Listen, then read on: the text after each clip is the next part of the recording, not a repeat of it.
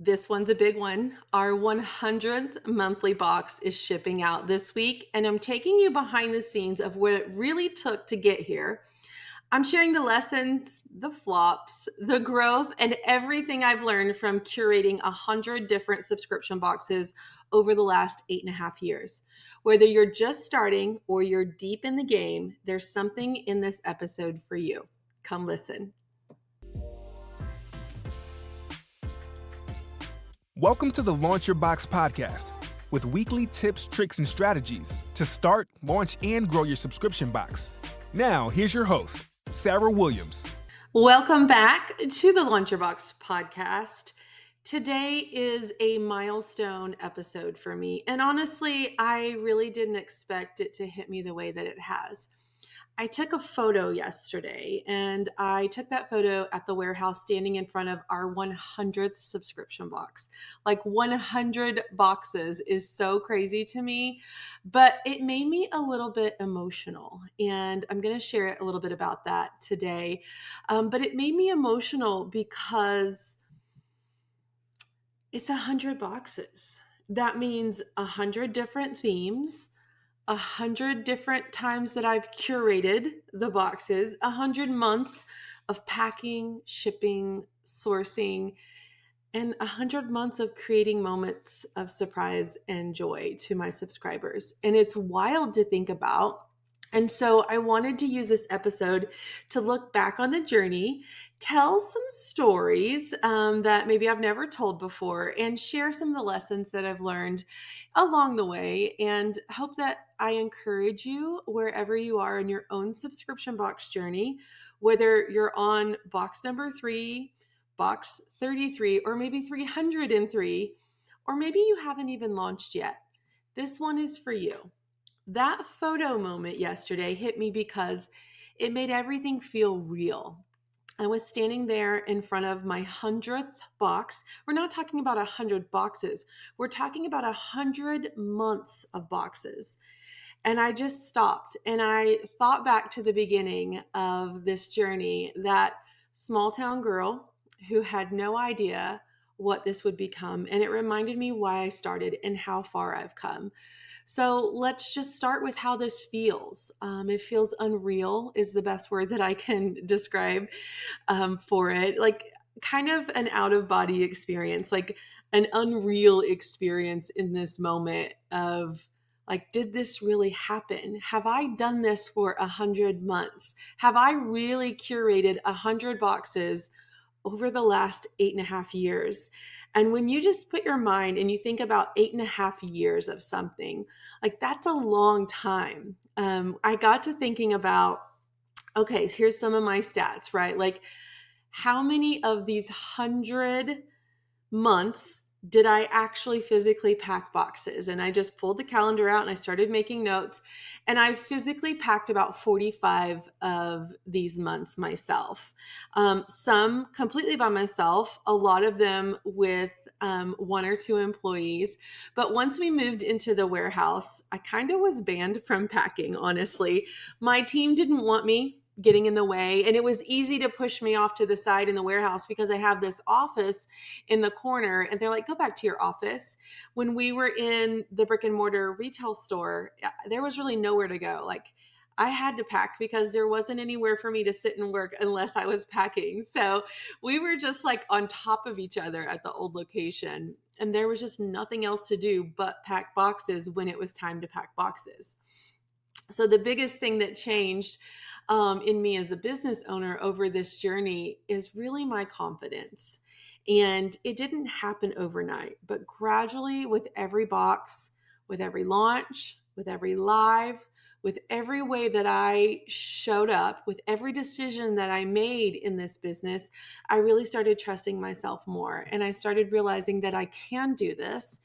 And that belief in myself grew stronger and stronger every single month. So I want you to think about that.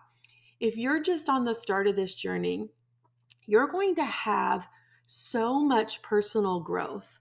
If I look back at 8.5 years ago, Sarah, business owner versus Sarah, business owner right now, it is mind-blowing how much I've changed.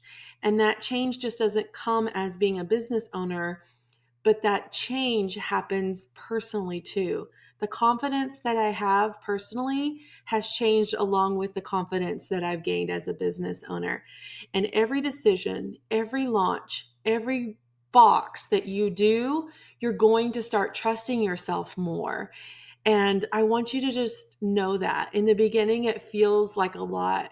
And in the beginning, I never would have told you that I would have gotten here. I never would have told you that in 100 months, I'm going to be sitting here, celebrating that. I didn't even know if this would last a year. And honestly, I was afraid to even put a yearly option on my website because I didn't know if I would make it a year. And that's the truth. And I think it's okay to feel those things, but just know that your belief in yourself is going to grow stronger and stronger with every single box that you build, every single month that you go through, every challenge that you have. It's going to help build your character. It's going to help build your growth, and you're gonna change both personally and professionally along the way. So I'm going to take you back. I want to take you back to box number 1. And I was sitting here looking at photos today thinking about, okay, what was my favorite box, or was there some boxes that really stand out? And I'm going to talk about a few of those a little bit later. But without looking at anything, I know exactly what was in box number 1. And box number 1, ironically, was inspired by Lily Pulitzer. It had a very fun Lily Pulitzer type pattern on it. I wanted this box to be colorful and bright and fun. My first box went out in April of 2017. And so it was spring and I want it to be fun. But what's funny about that is that years later, actually this past year, I got to do a real Lily Pulitzer collaboration box. Like I had full branded Lily Pulitzer in my box, and it was my very first Lily Pulitzer collaboration. And it's really funny to see that was the concept of my very first box, to take it full circle and have a full-on collaboration box. Feels really special. And I don't remember much about that packing day. And the only really memory I have is because we took pictures. Like pictures are the best memory makers. And here's just another tip about this. As I was going back and looking at pictures, I didn't have all of my boxes. I don't have pictures saved of all 100 boxes. So I'm going to challenge you. If you're in the 30 boxes or 50 boxes, go back and create a Google Drive and put all of your boxes in there by month. I have some saved to an old laptop. I have some in a Dropbox. I have some in a Google Drive. Create a place where you can put all of these. I never would have expected me to have to go back and find 100 boxes, but I don't have all of them. But I do have pictures that I found of that very first packing day. And I look at my face in those pictures, and I was probably stressing over every little detail and overthinking it in every single way because I wanted this to be perfect.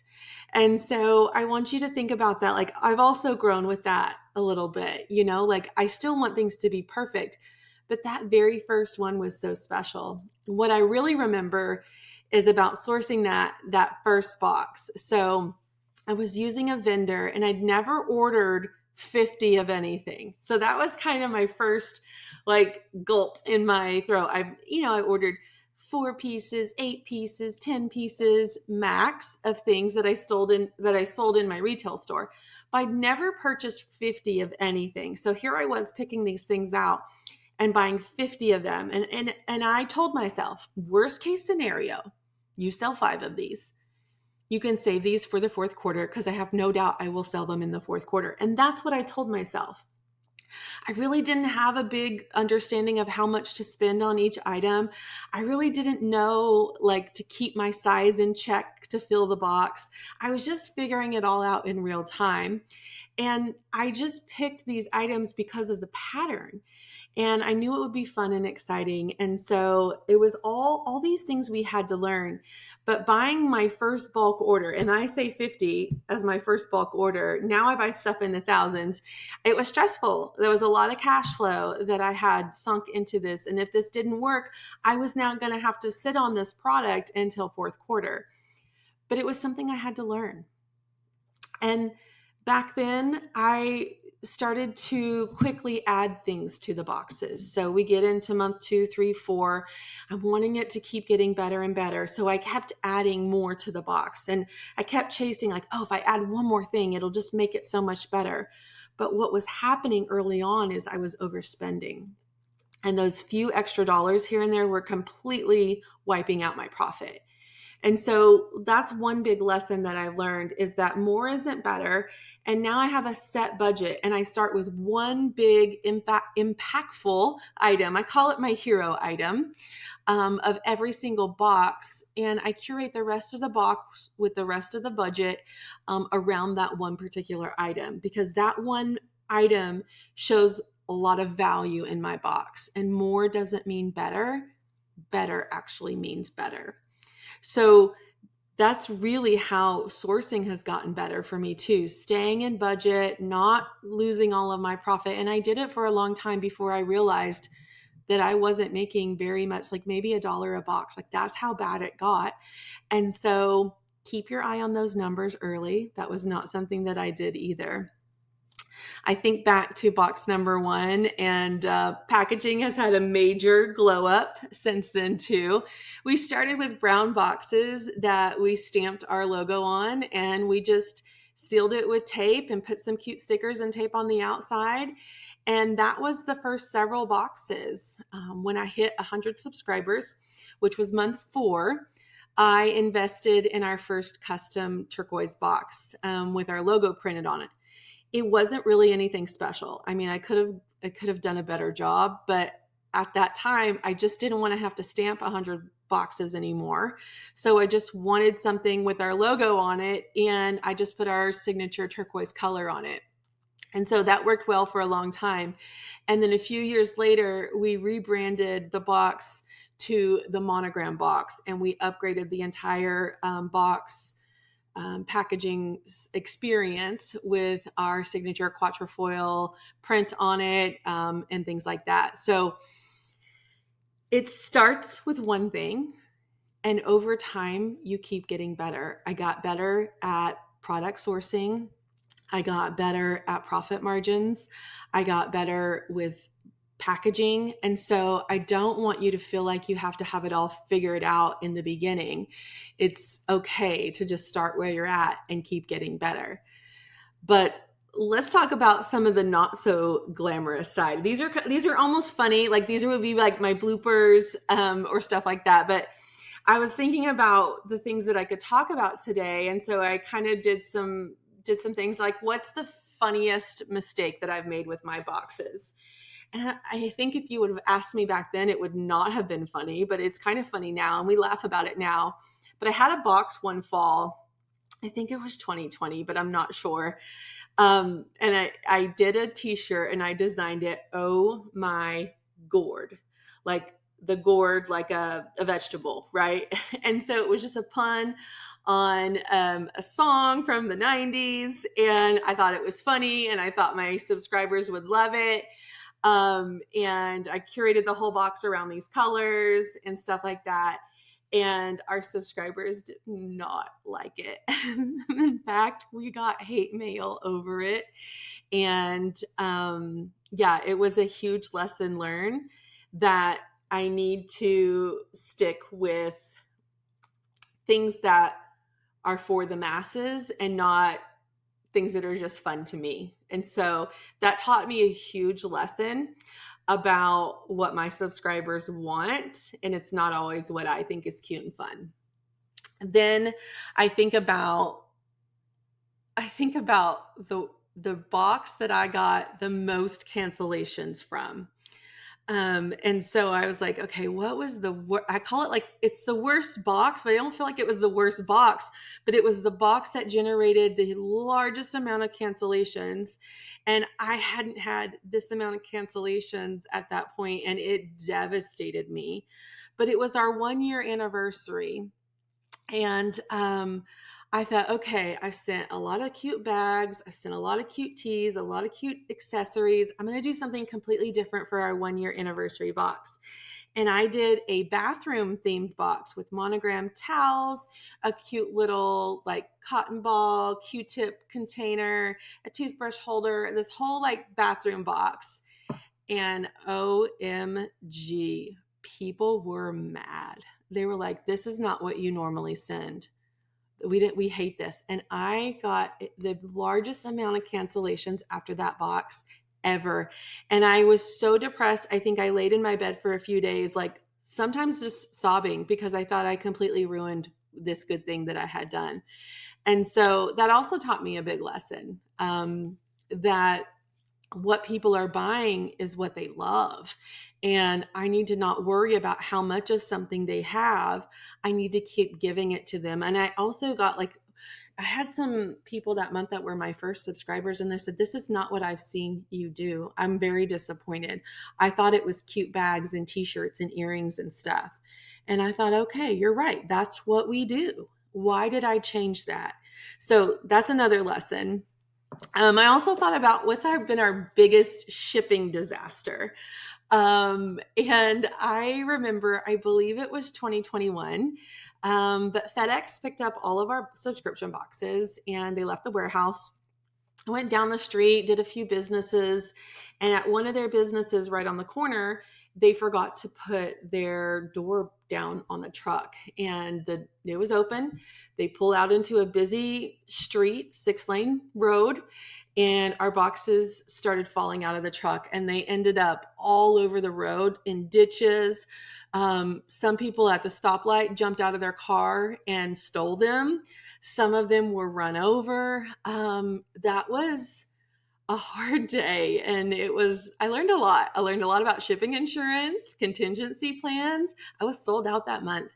I didn't have any extra. And I had about 100 boxes that needed to be replaced. Some were stolen completely, and some were completely run over and damaged. And again, just things that can happen you would never expect to happen. It only had happened once in 100 months, and hopefully it never happens again.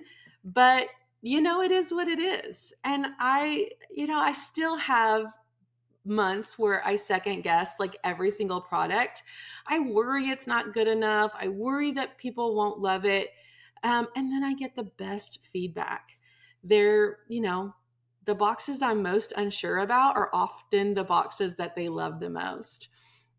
There was one month where we were short on the main product. It arrived late. It was wrong. I had to scramble at the last minute and replace it because it wasn't the right color. It didn't match anything in the box. And I was so stressed out thinking that month would be a huge disaster. So I scrambled and I made a hoodie instead. And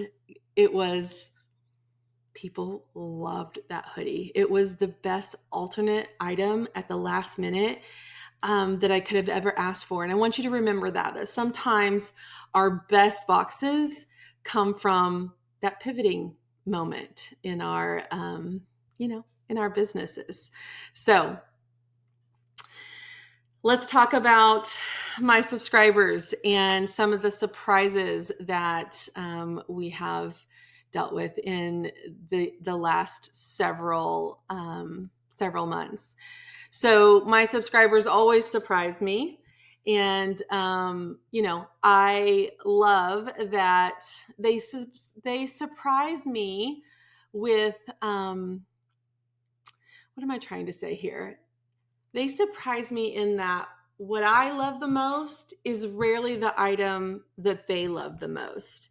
Some of the things that I add in as an extra, it could be something small, almost as a filler, is the item that everyone is raving about. And so what I love is that what keeps our subscribers coming back? People ask me that a lot, and I will tell them all the time that it's seasonality. What keeps my subscribers subscribing month after month after month is seasonality. It plays a huge role because as the seasons change, their needs change, their styles change. They're ready for the next box, they're ready for the next season. And there's also that mystery element. They love the surprise. So if you can provide a mystery element to your box, that's one of the best things that keeps people coming back. They're waiting for that next surprise. They can't wait. And I don't share it until after it hits their doorstep. So when they receive that box, that's the surprise element that they're going to get. Um, that's where their experience starts, right there. I'll never forget a message from one of my longtime subscribers who said, "Your box is my monthly treat to myself. It makes me feel seen." I hear this over and over, almost monthly, because it reminds me that this box is more than just stuff. It's a moment, it's a connection. When we listen to our subscribers on a regular basis, when we ask for feedback, when we ask for comments in the chat, when we send a survey or cancellation, we know what's working and what's not. And when someone says, "I'm canceling because I have too many tumblers or I have too many bags," guess what? We got to cut out that many tumblers. We got to cut out that many bags. But what we do is we listen to what they love, and we really try to curate boxes with what they love. And so people ask me a lot, "What's your favorite box of all time?" And I just honestly cannot pick a box. I can't pick a box. I looked at these pictures today and I went through and thought, okay, if what would be my favorite box of all time? It's hard. It was hard for me to even pick 10 of my favorite box. I think about like what's our subscribers' favorite boxes? And as I was looking through the pictures, our subscribers' favorite boxes are always our Christmas theme box that we send out in November. There was a particular item a couple years ago, maybe 4 years ago. It was a green sweatshirt. And we sent out this green sweatshirt. It said "Be Merry" on it. And I see it every Christmas. I see my subscribers wearing it. They're sharing in pictures. I still have a lot of local subscribers, so I'm seeing it on their social media. But that has been one of our favorite items. And it makes me so happy because, I know that I curated and I made that sweatshirt. I designed that patch. I picked the color. We put those together. When I think about what's been our most shared box on social media, and that was our first ever Kate Spade collaboration. That was in 2020. And it was one of those things that I just walked into the Kate Spade showroom and said, "Hey, I have a subscription box and I would love to put some Kate Spade items on there. I don't know if I can afford that. Is there someone I could talk to?" And that started a beautiful relationship with the Kate Spade distributor and we have done several Kate Spade collabs. But that first one, it exploded on social media. So when I think about the most memorable boxes, that's one to me. Christmas boxes are one to me. And so it's hard for me to pick though. I can't say like there's one particular box. I will look through the years and I will say, "Oh, that was a great one that year. Oh, that was a great one." But I can tell you the ones that catch my eye when I was going through all 100 of those pictures were the seasonal ones. Keep it seasonal. People love that. If someone asked me, what would 100 monthly boxes, like 100 months of boxes, teach you? Like, what does that teach you? And so when I was thinking about that, I thought, what has 100 different boxes taught me? And really, there's no magic box that changes your business, but I think about the consistency that changes your business, because month after month, showing up month after month, learning, evolving, growing, changing, We've talked about the changes. We've talked about the packaging changes. We talked about my buying changes. We talked, like, I've gone through vendor changes. We've gone through different packing processes. It's all evolving. And I think that it's consistency. These 100 months have taught me that you can do anything if you're consistent. It takes the long game mindset here. This is not a get rich quick business, but it's the belief that this month matters just as much as next month matters. It's really hard to say month matters multiple times. This month matters just as much as last month and the next month. And this month's subscription matters just as much as next month when I'll be launching. That retention matters, that in between matters, that your subscribers are paying attention even when you think they're not. So if you're on box number 3 or 33, my advice is stick to your budget. Be consistent. Don't let extra money steal your profits. Listen to your subscribers. Keep showing up. Every month in this type of business is a new opportunity. Every month you get to redo it. Every month you get to try again. Every month you have something new to talk about. And that's what I love about this type of business. That's what I love about having my subscription box business. And when I look back on those 100 boxes, I'm proud, not just in the growth that I've had of going from 44 monthly subscribers to thousands of monthly subscribers, but the heart that I've poured into every single month. This business was built from creativity. It has been built with consistency, and it has created community. And if you're on this journey too, I hope that this encourages you. You don't need to have everything figured out. You just need to be willing to get started and to keep going. And I just want to give you a heartfelt thank you for being part of my journey. Thanks for watching over these months, whether you've been here for 40 months or 4 months. Thank you for letting me share this milestone with you and sharing this podcast with you. I'll see you next week.